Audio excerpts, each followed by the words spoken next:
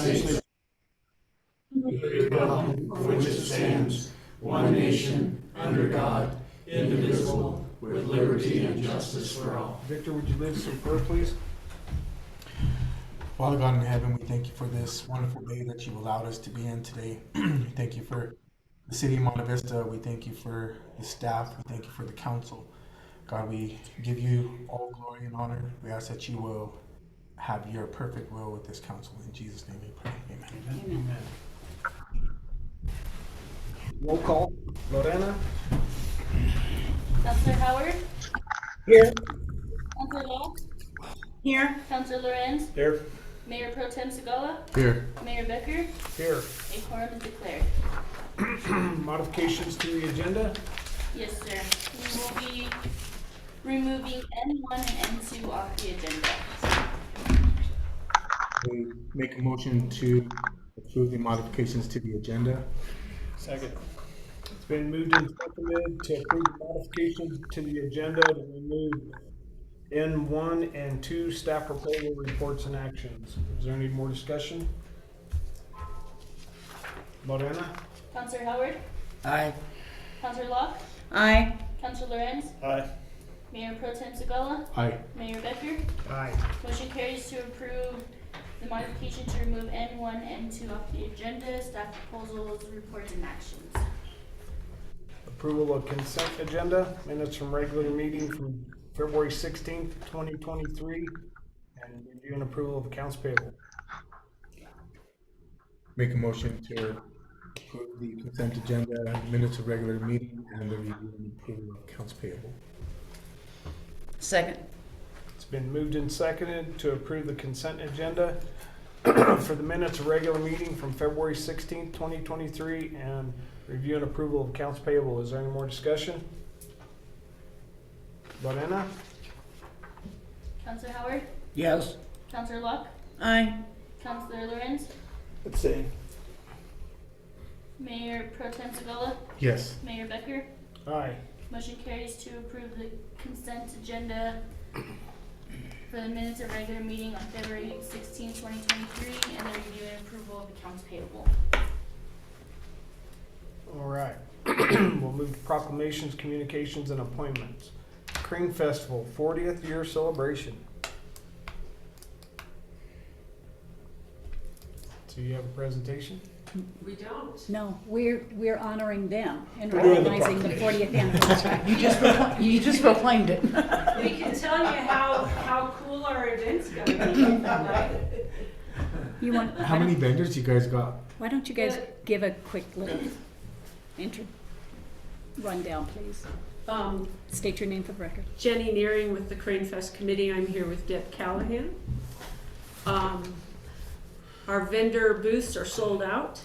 Our tours are nearly sold out. All of our special tours are sold out. It's stacking up to be one for the record books. We got to cross our fingers for weather.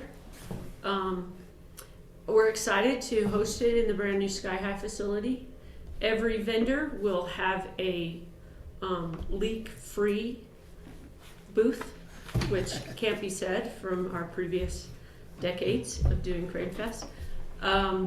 We're doing our speaking engagements at the banquet room in Sky High, in part because of the uncertainty at the Valley 3 when we began planning back in September and October.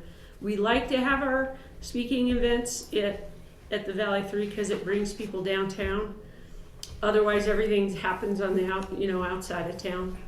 We do have a movie now showing at the Valley 3. It's called Wings Over Water. It was an IMAX movie. Ducks Unlimited is our sponsor. It follows a sandhill crane, a mallard hen, and a yellow warbler. It's all about wetlands. It's 45 minutes. It's a spectacular visual thing. So we have that playing, bringing people downtown. But our speaking events are at the banquet room. We're excited about that. The capacity for our keynote is like 400 seats in the banquet room. The capacity at the Valley 3 is like 276.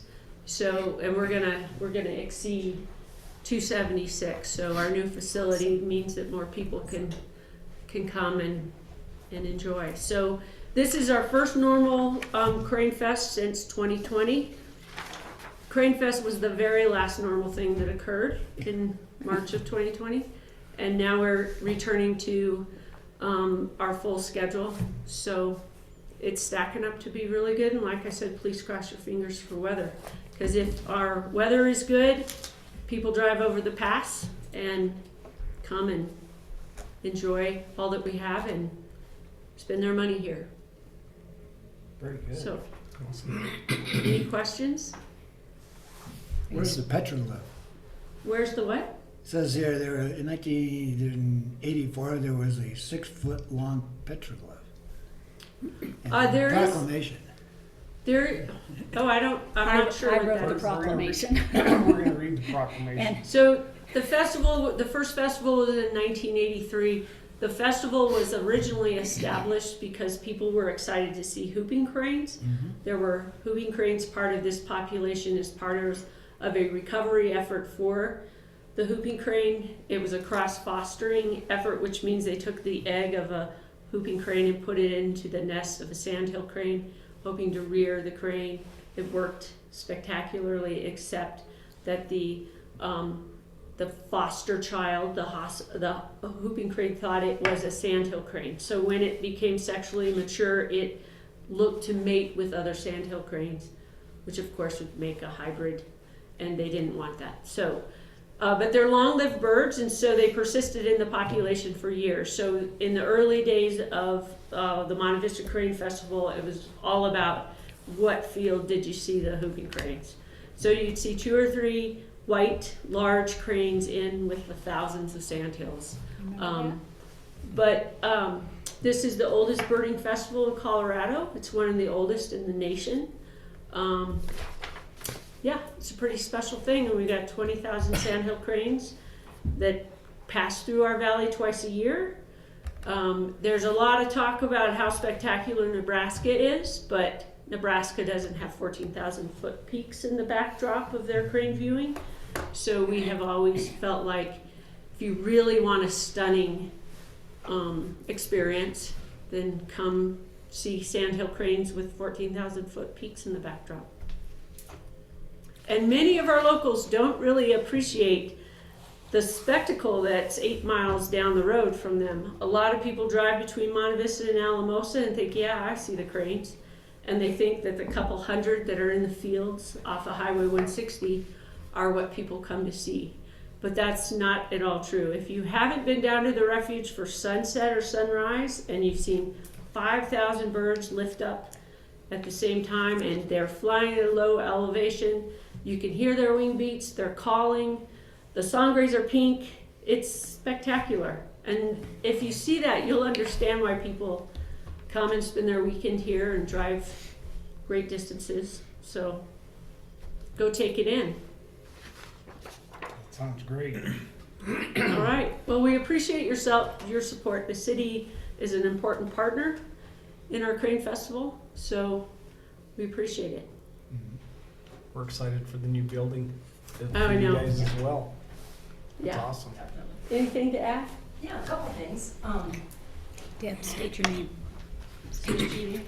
Deb Callahan. I'm with the Crane Festival Committee and president of the San Luis Valley National Wildlife Refuge Friends.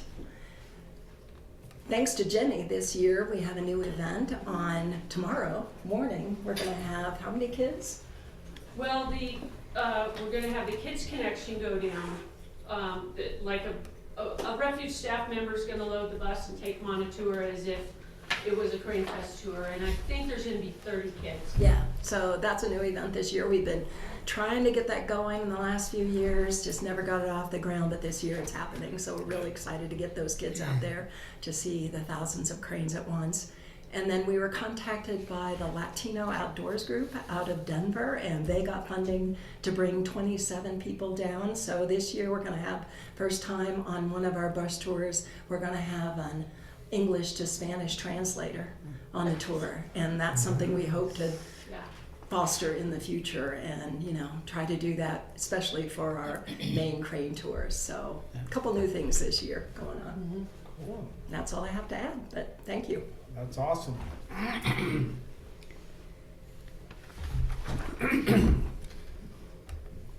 So we'll read the proclamation now. 40th Monte Vista Crane Festival Proclamation.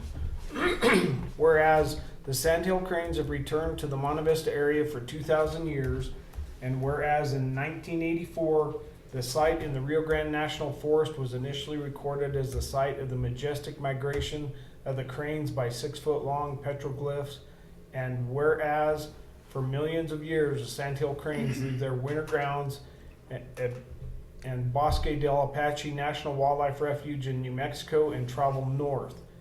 And whereas the Monte Vista National Wildlife Refuge is used to rest and eat the grain in the open fields, and whereas the cranes perform a courtship dance, leaping and bowing while raising and lowering their wings and making a croaking sound to one another. And whereas once a male and female bond, they form a pair for life. And whereas crane watchers come from across the United States to visit and join the celebration. And whereas the festival offers outstanding opportunities for education, celebrating the cranes, waterfowl, and other wildlife. And whereas the common denominator that brings visitors back year after year is the 20,000 or so greater sandhill cranes and a few thousand lesser sandhills. Whereas we encourage visitors to stay, eat, shop, tour, and support the community. And whereas on March 10th, 2023 through March 12th, 2023, the festival in the city will be celebrating the 40th anniversary with Friends of the San Luis Valley National Wildlife Refuge. And now, therefore, I, Dale Becker, Mayor of the City of Monte Vista, do hereby proclaim March 10th through the 12th, 2023 is the celebration of the 40th anniversary of the Monte Vista Crane Festival. Done and signed the 2nd day of March, 2023.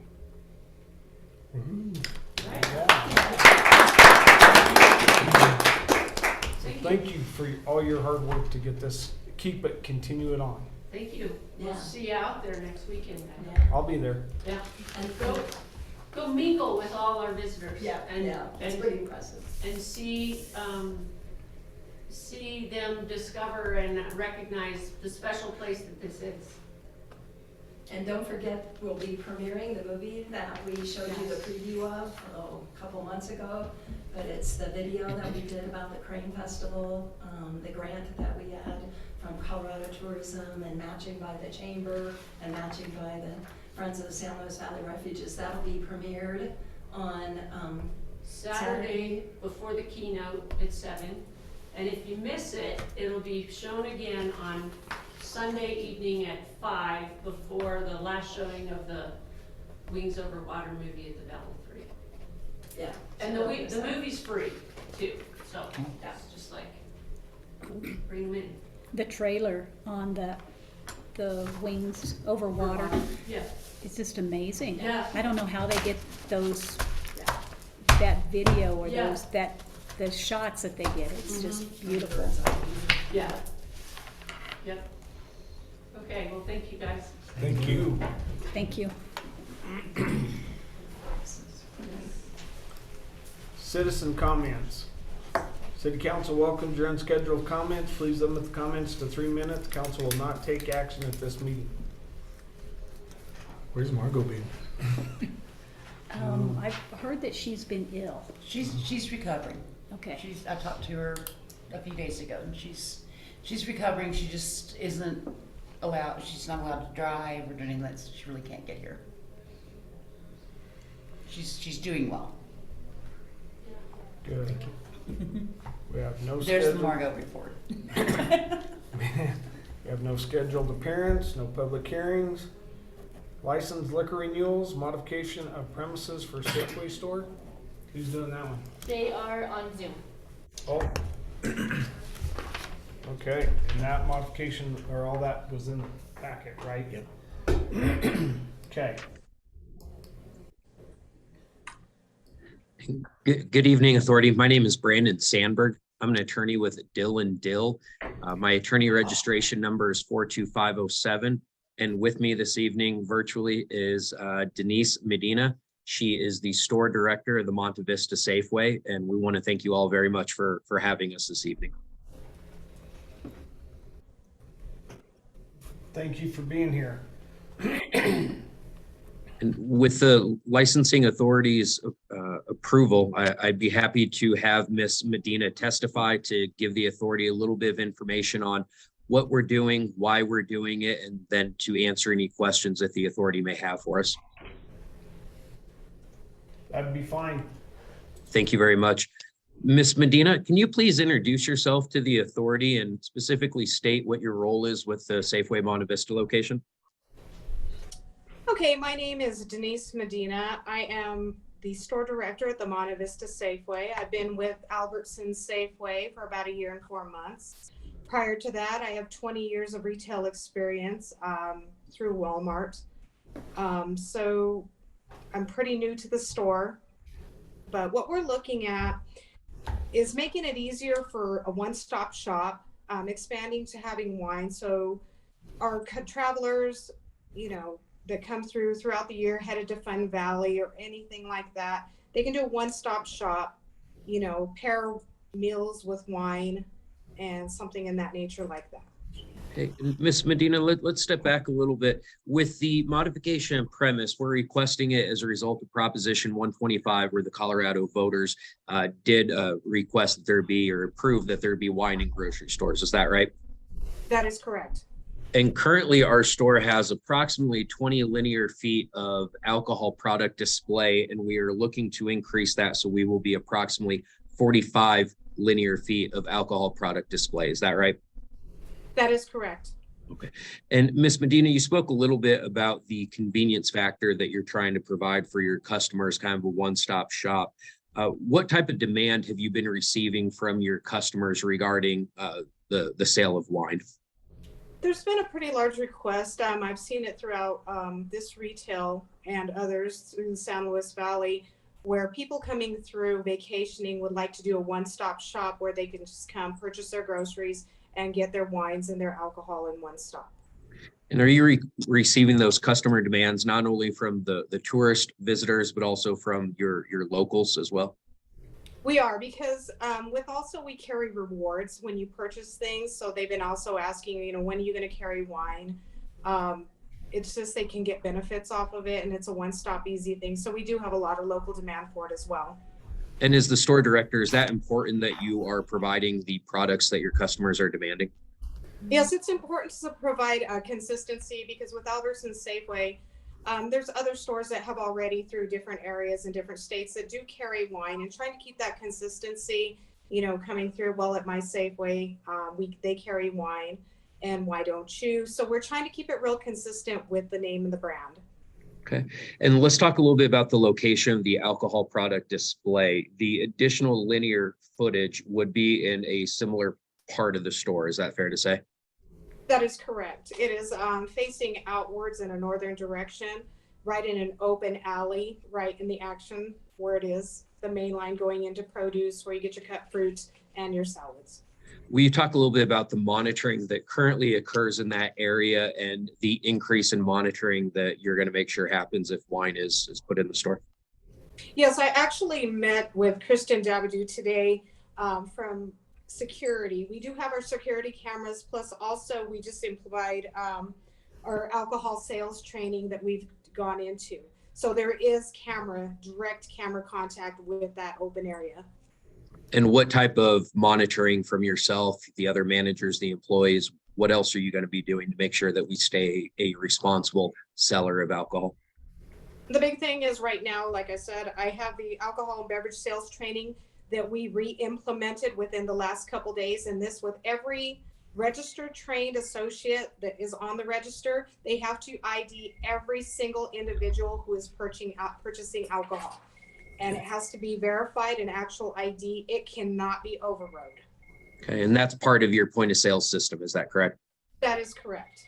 Okay, and then will you or another manager be walking those aisles more frequently just to make sure that there's no theft from anybody? Yes, I will. I and myself and Patrick Gallegos, who is my assistant director, will be in charge of the wine section. We will be walking those areas periodically, like every 15 to 30 minutes, and keeping an eye on it and making sure nothing gets, moved or taken out without getting paid for. And it's also just keeping an eye out to make sure that we have legal age purchasers. Thank you, Ms. Medina. And the authority, I have no further questions for Ms. Medina, but would open Ms. Medina open for questions as well as myself if there's anything we can answer for you. You said that the wine is located where again? In the store? Okay, it's located, if any of y'all have ever been to the store, right as you're walking from the produce section, on the right-hand side, it used to be with sodas and beverage, right in the open area in front of the aisle 1-2. So it's right in the open area to the right-hand side of the registers. Okay. I thought I was in there yesterday and they had it on the very front by the self-checkout registers. That will not be the location. That was a location that we placed it there until the modification hearing had gone. So it will not be there at all. That is just a location where I sell beer usually. Okay. I'm very grateful to have Safeway here in Monte Vista. It's very convenient, and I'm certainly excited that y'all are wanting to upgrade it a little bit.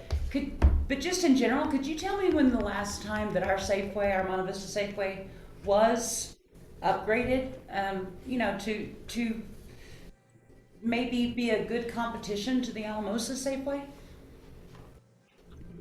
Are you talking just for the alcohol product display or for the store in general?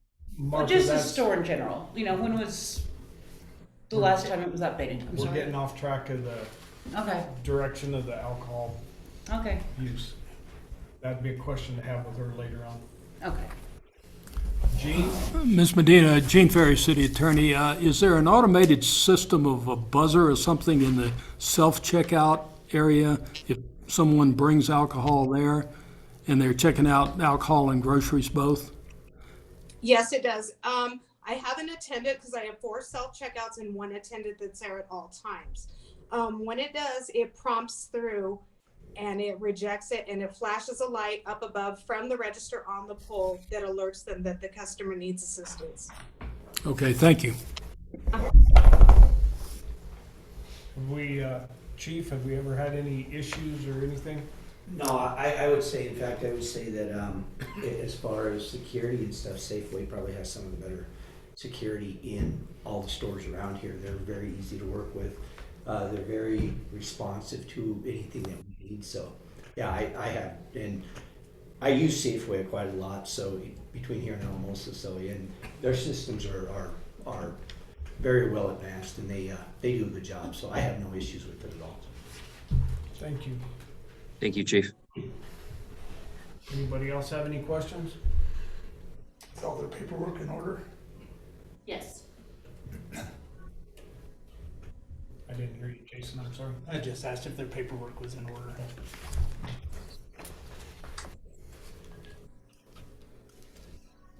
I don't have any more questions. And it's been paid?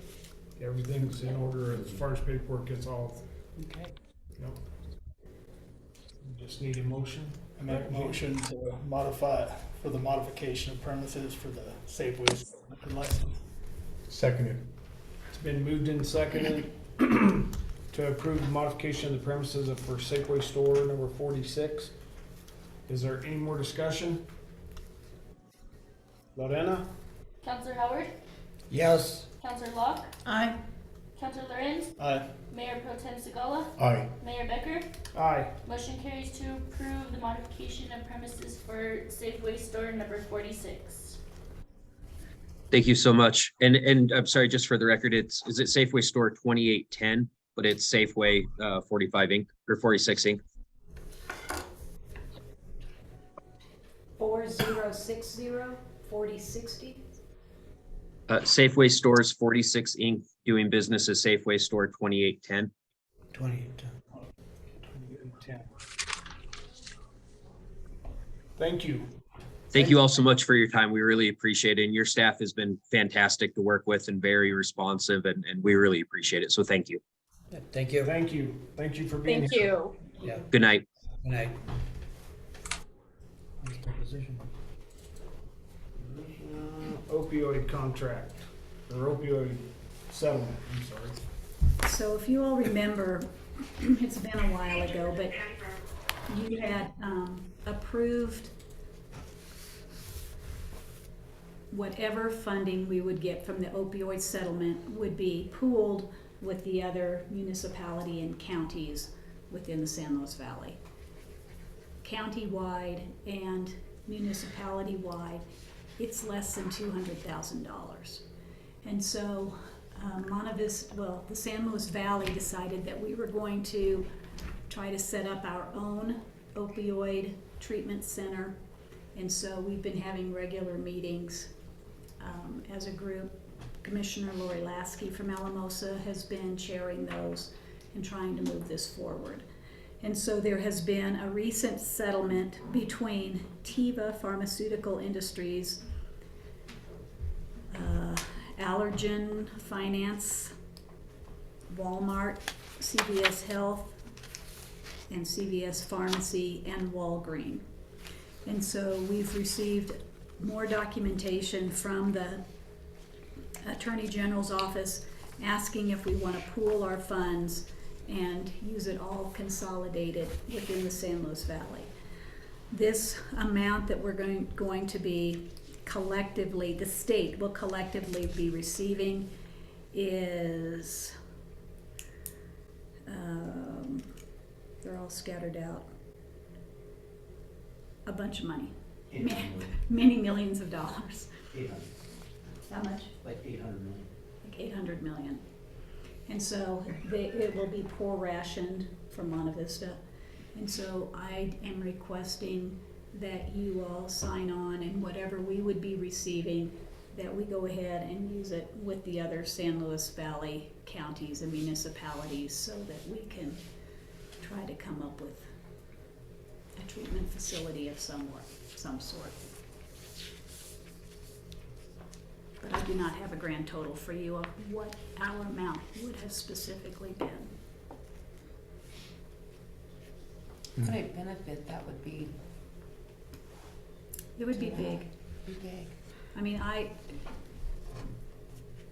before I joined the city, I played the devil's advocate and just said, with less than $200,000, the San Luis Valley isn't going to be able to do much with it.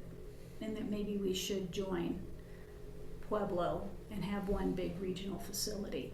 And it was overwhelmingly turned down that we want to try to create our own in the San Luis Valley.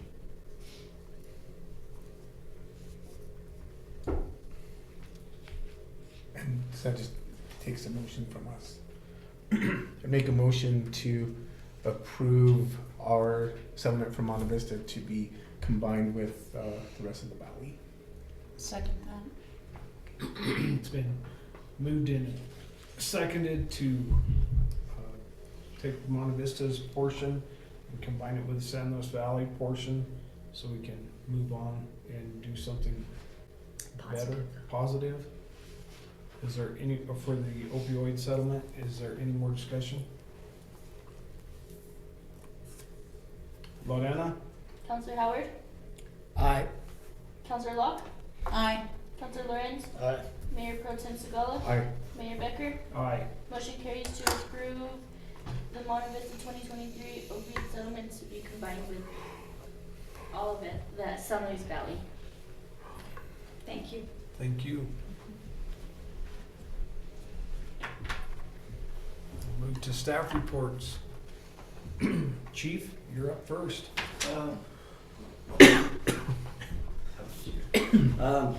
You have a copy of my report in your packet. I was just gonna hit highlights. We did hire one more officer, so we're only down 4. He's worked here before, Robert Pino, so it'll be a pretty quick training to get him up to speed and stuff. We're still just not getting a lot of applicants, but as we talked in the work session, that's kind of all of us. Nobody's really getting a lot of applicants, so it is what it is. but we're still maintaining and able to get through, and we do have some in the works, but I figure by the time we get them through the post-training and then trained, so we're looking probably September, October, where we will be a little more normal. I don't think, I really just honestly don't think we'll be full staff in the next couple of years. I mean, I just don't think that's, we have one academy and here that supports all the agencies in the valley, and every agency's short, so, and we're not drawing anybody from the Front Range, and that's understandable, so. But we'll deal with it, and we're actually doing decent. We're still able to maintain. Really, that's about it. We have had a few, seems like an uptick in overdoses, but that's kind of, we're seeing that everywhere. It's not just us. And 2 of those overdoses have resulted in fatalities, but we're just waiting on autopsy reports to see if those come back as fentanyl or some other issues and stuff. Until we get autopsy reports back, we won't know. But we have responded to, seems like a few more overdoses than what we have in the past. Yeah. In such a short amount of time, like 6 weeks or something, we've had, I think 6 overdoses, and like I said, 2 of those were fatalities. So, but we're working on that, and CBI has been helping us quite a bit. So that's all I got. Any questions? Thank you. Thank you, sir. Thank your IT. department. Good evening, Mayor and Council. Short report as usual, but it's been business as usual for us in IT. So we've been continuing the revamp of the council chambers as we have a TV on the wall now. There's a little bit of work that we still need to do with cabling, of course, getting that maybe hidden a little better. But other than that, this is almost a fully functioning system and should hopefully be in full production relatively soon. We have a new laptop deployed out at Sky High for the new employee. We were able to get a feature update for our financial system for Cassell. That went through without a hitch, so there's no problems with that update. Everything went through just fine. Locks were updated throughout Town Hall. I took an extra day when everyone was out of office to go through and make sure all of our locks were updated and audited properly, so everything is secured properly. We have second monitors placed on some of the workstations out at Public Works and wastewater treatment as a request from the employees, and those were placed without any issues. And we had a computer replacement out at Kids Connection for Jesse Varner. His computer was quite old, and it was a good thing that we finally got that one replaced. So, are there any questions? One question I have for the Green Festival coming up, Sir? and the load that's gonna be out there on the system with everybody with little card readers and stuff. Mhm. Are we gonna? We are looking into that. That one might be a little bit answered by Jim, as I know he is on the Zoom call. That one, I'm not too sure what's in the pipeline for what we're working on how to get that a little bit better with the bandwidth and everything, as we do know it is an issue for all the devices that are connected. So. Here comes Christian. It's been a while. So we're looking into load balancing the Wi-Fi for each device so that you don't have a single phone that connects and hogs all the bandwidth. Situations like that should help out dramatically. I know there's also talks on the back end for increasing our bandwidth during these events and then dropping it back down when we don't need it, but I'm not 100% certain where we're going to end up with that, and it would be a better question for Jim. That being said, thought I'd come up and give a little bit better of an answer. Jim's up there. So. Right here, and Cielo is helping us out with that back-end bandwidth. We are awaiting some equipment to do fiber connection between what Cielo is willing to give to us and what we can handle in the network there. But we are working to reconfigure that and make that a better Wi-Fi. I don't know if it's going to make it by Crane Fest. Okay, I was just curious. I know the ag conference loaded it up pretty solid, so. Yeah, we had a few devices on the ag conference that just killed the entire network. Everybody was connected, but there just wasn't enough back end. And we are working on that, and Cielo is helping us a lot with that. Very good. All right. Anybody else have questions? Well, thank you guys. Perfect. Have a great evening. I appreciate the IT department. Thank you, guys. City manager report. Okay, I'll start with good news. I hate when you start it like that. I love when you have to say you're starting with good news. You're not gonna like some of the things I'm gonna tell you here. First of all, we had I want to thank SLV Go, because they were the ones that applied for the grant for the recreation economy for rural communities. It was well attended. We had between 70 and 80 people on Thursday evening. On Friday, it was a change in some people, so still 70 to 80 on Friday, and then just a handful that came through on Saturday to kind of see how things wrapped up. The EPA, they had 3 people out here from Washington, D.C. We had one here from Las Cruces, New Mexico, and then we had several federal agencies represented that came out of Lakewood, and then some of our local state agencies. And so I guess there was a couple from state agencies from Denver as well. So it was well received. There were some gaps as far as some specific groups that I wish we would have seen there that were missing. But that is what it is. Those that came got to be heard, and the EPA folks will be putting together a report, and then we'll have to continue with a few more community meetings and see how we proceed. I was a little surprised some of the things that they wanted we've already got in town, like some of our wayward finding as far as some of the locations. Either the signs have been there too long, or maybe they're not big enough, but so we'll be taking a look at some of our signage. And they want to involve some agritourism and stuff. So we'll be moving forward. We got some good leads on some other grants, and that was positive. It's kind of refreshing to, when you get, especially with some of these federal dollars, for them to tell you words that we need to put into grants, or saying before you submit, call us, we can help you. And so it potentially could mean some really positive dollars coming into Monte Vista. I want to thank my staff. They were all rock stars. I mean, I think every one of our departments and somehow was touched out there. Of course, Stephanie and her staff, they were all working, but the planning committee itself was Public Works, Community Development, Recreation, and myself. And then we also had Kids Connection. They were doing daycare. IT was there to help set up some additional equipment, and administration, and of course then our police department that would kind of peruse through. So it was just I was very proud of Monte Vista and how our citizens came out and conducted themselves.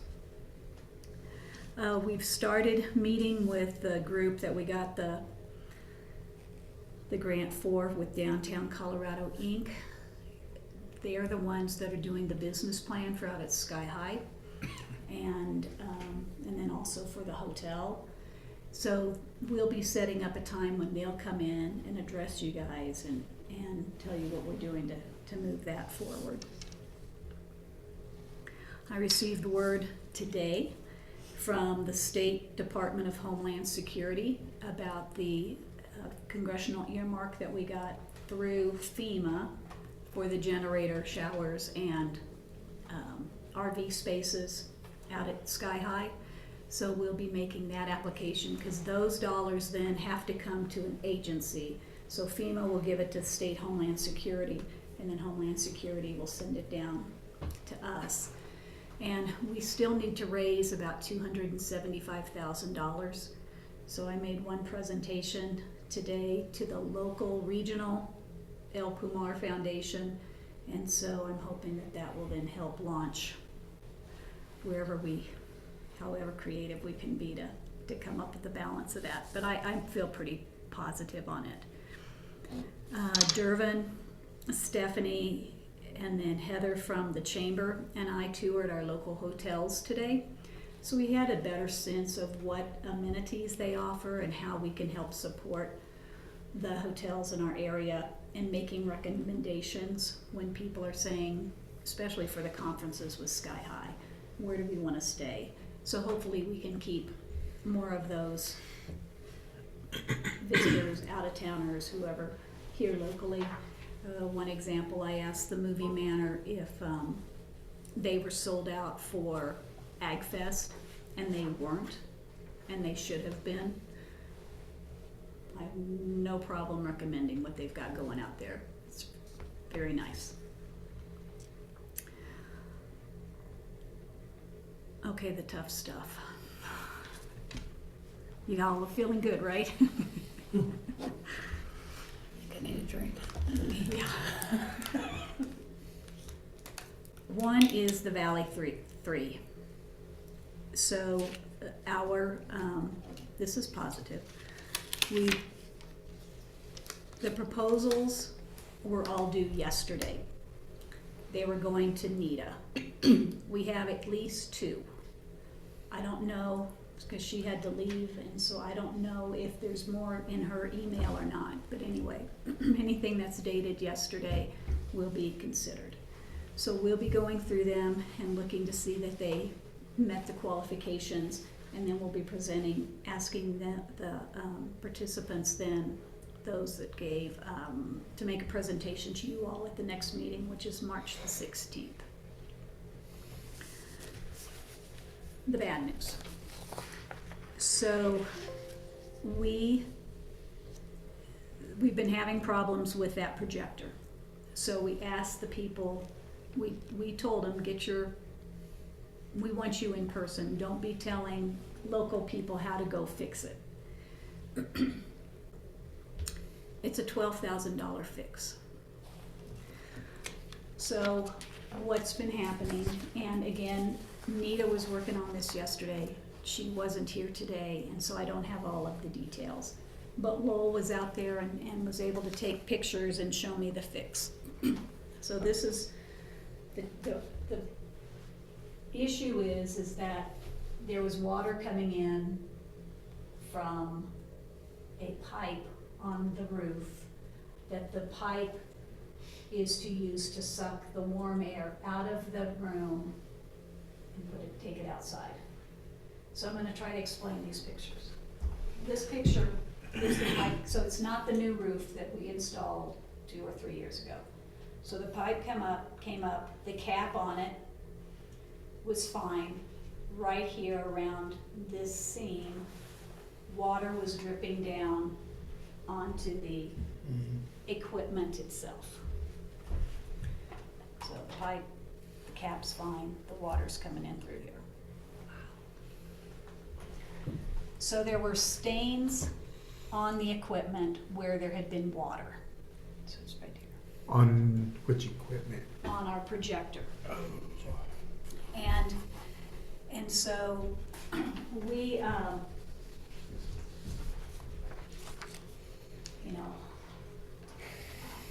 from what I understand, the manager that was managing this, her reason was, well, I'm pretty short, I never saw the water up there, but there's water stains. So it had been happening for a while.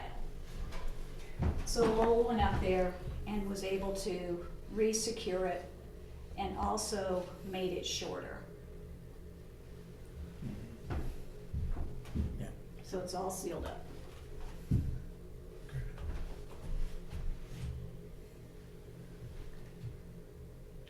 Okay? So this is what the inside looks like. And so he made sure that the pipe then, as it came through the ceiling, is facing the other way. So that's where the air goes in and keep the heat And it out was of the. dripping on this? Was dripping on this that he has put plastic on, put a plastic cover over. The plastic cover was on the old projector, which he said still had water stains. So it happened the first go around, and then we did a repeat. So right now, the projector's being protected. The guy that we have the warranty with is saying it's a $12,000 fix. He's getting it all fixed. Should be great for the Crane Festival. And you know, this was something, I know in the proposals, we said you're buying or taking over the Valley 3 as is, but we also disclosed any issues that we knew of. And so here was an issue that we should have known about before. So we are getting it taken care of, and hopefully it won't happen again.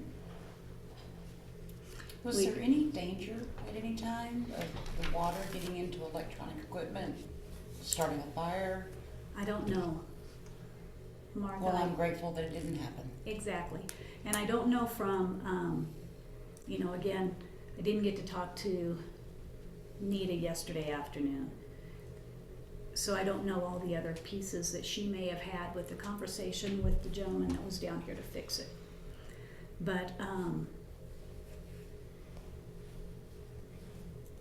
it's one of those things. We are going to call and see if we can't submit it on our insurance and see if it isn't covered. So there's that. The other disappointing news is our basketball court that we put out for bid. And we've put it out to bid now twice. We got one bid, and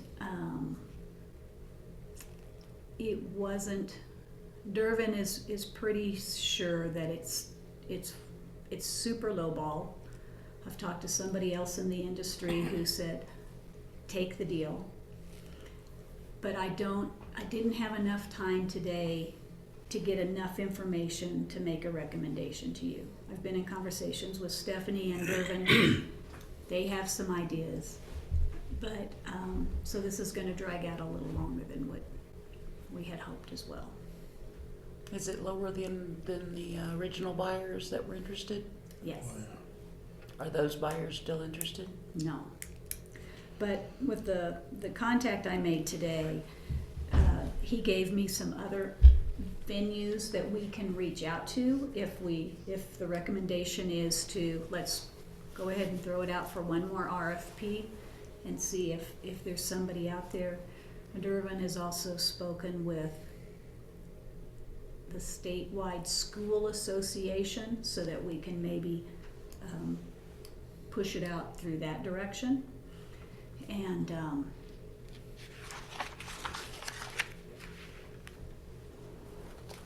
it's disappointing.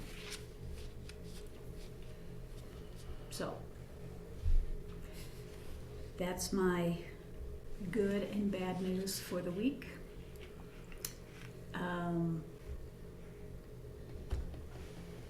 If you guys talk fast, we can still be done by 7 o'clock. Do you have any questions? I'm sorry, go ahead. I was just gonna ask, any word on the new court? On the new court. So we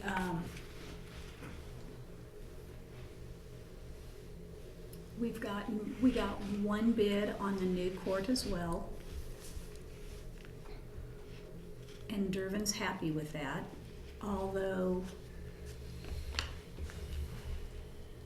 since then there has been a few other companies that have come through that he finds interesting that could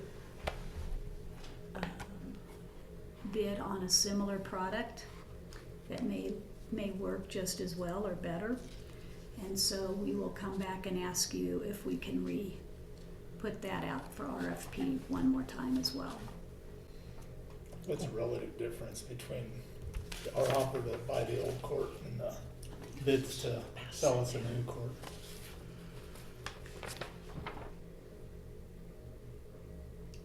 Do you want me talking about that at this time when? That's why I asked you. Well, sure, but I mean. I know what you're saying. I asked you. I want to know. Okay, so ask your question again. What's the relative difference between what we've been offered on the old court versus what the bids have been for the new court? It's gonna be probably about 50,000.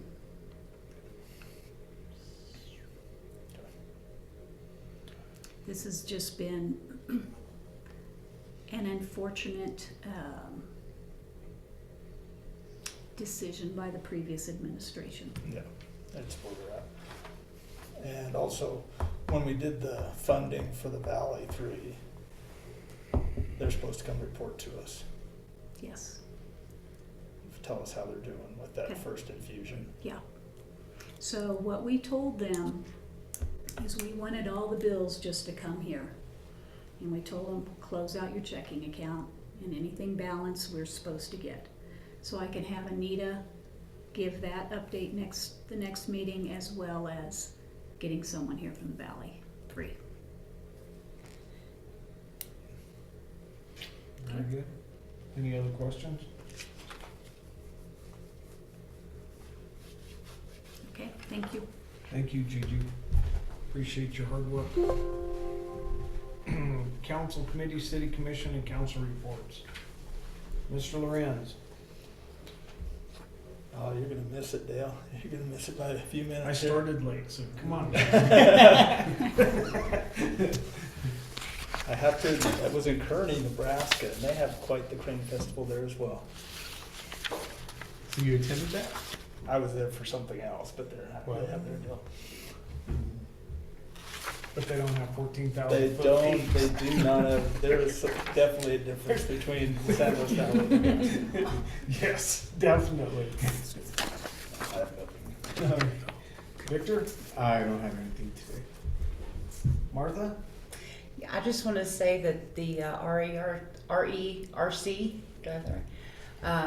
workshop that we did last week, that was an incredible experience to have, and I'm so honored for Monte Vista that we got the attention of federal and state agencies that are anxious and want to help us. I mean, they took personal phone numbers, not just going through Gigi, not just going through.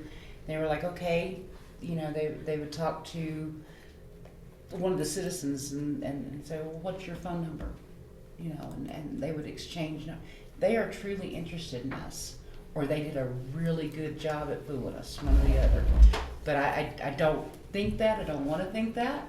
I'm not going to think that. I think there are some really great progressive changes coming, and some really great progress is going to be made over the next year or two.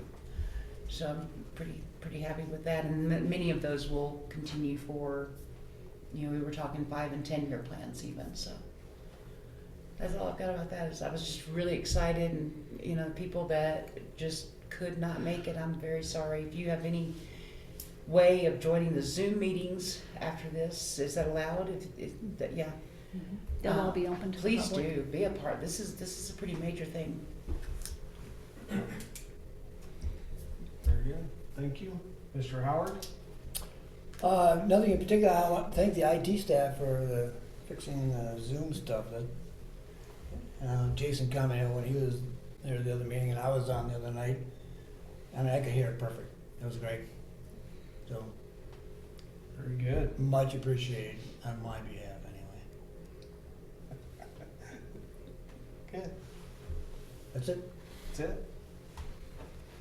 Well, I don't have much other than I made it to some of that RERC meeting, and it was very eye-opening to see the other side of the EPA instead of the side that I see most of the time. So it was great, and those people were, comment was made to Gigi that she heard was this little community has really got a lot going for it. So there is always hope. Always hope. And we'll go with Monty Strong.